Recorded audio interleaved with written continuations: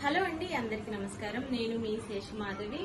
BKR సేవా సంఘం అమ్మ చిల్డ్రన్స్ హోమ్. మన బీకేఆర్ సేవా సంఘం స్థాపించి గత 9 సంవత్సరాల నుంచి సేవలు అందిస్తున్నాము. వృద్ధులకు అలాగే చిన్నారులకు. అది అందరికీ తెలిసిన విషయమే.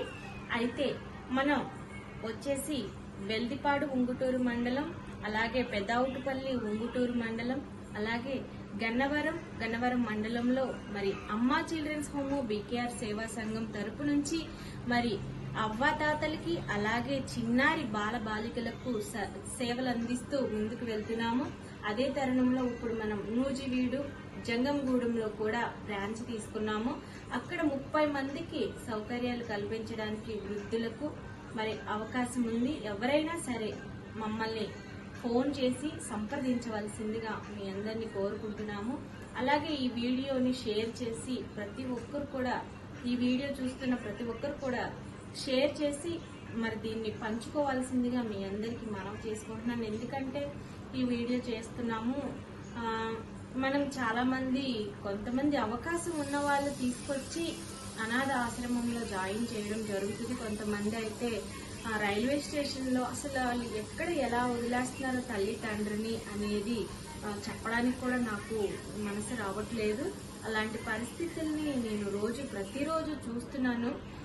అట్లా చేయకుండా మేమైతే 30 మందికి పైగా వసతులు కల్పించడానికి ఉచిత భోజనం, ఉచిత సౌకర్యం, ఉచిత వసతి అన్ని కల్పించి వారిని మంచి ఆరోగ్యాలతో చూడాలనే ఒక సంకల్పంతోనే బీకేఆర్ సేవా సంఘాన్ని స్థాపించి గత 9 సంవత్సరాల నుంచి ఇప్పటి వరకు అలసటి లేని దీక్ష తీసుకుని మేము వారికి సేవలను అందిస్తున్నాము. మంచంలో ఉండే వారికి కూడా మేము సేవలు సైతం అందించడానికి సిద్ధంగా ఉన్నాము.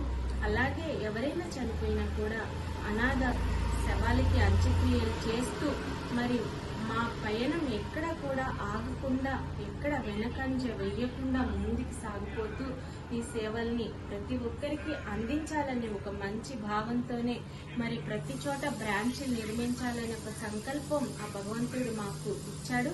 అందులో భాగంగానే మేము వెళ్తూ ఉన్నాము. మీరు కూడా ఆసక్తి చూపించి ఈ వీడియోని షేర్ చేయండి. 10 మందికి ఉపయోగపడుతుంది. దయచేసి మరీ అందరినీ వేడుకుంటున్నాం ఏంటంటే, ఎక్కడైనా సరే గుడి దగ్గర, బడి దగ్గర, లేకపోతే మసీద్ దగ్గర, చర్చిల దగ్గర, రైల్వే స్టేషన్లోనే అనాథల్లాగా మన తల్లిదండ్రులను వదిలేయొద్దు.